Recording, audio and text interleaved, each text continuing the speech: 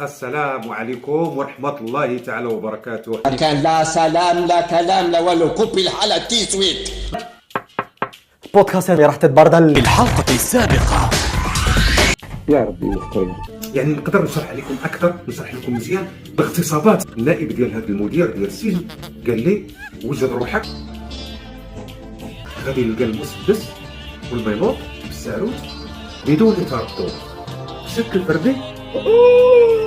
بان لي المدير ديال السجن، النائب ديال هذا المدير ديال السجن كيشوف من هو اصغر سجين في هاد السجناء، وهو كيضربني بالرونجيس ديالو، ضربني بالركله قال لي وجد روحك، قال لي طلع جاي.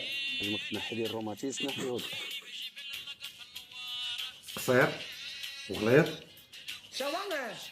كيتكلم في اللحم ديالنا.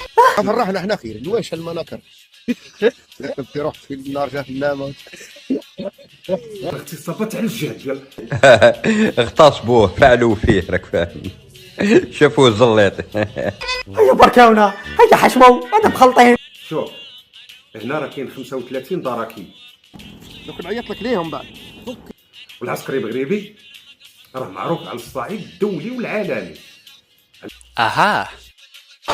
وراك طالع حشم مريح معنا. واي دراكي دخل هنا وقال لك اعطيني، هي ما ندف اعطيه، وراولي شنو بحال عباره على حيوانات، يعني حيوانات مفترسه، يعني اللي تحط لهم والاغتصابات ولونطري ديالهم امتى كيوليو كيرجعوا في 4 ديال الصباح، وملي كيدخلوا كينوضوني انا في ديك 4 ديال الصباح. الاغتصابات ما نقول لكمش، الاغتصابات بالجمله بما يرضي الله والله.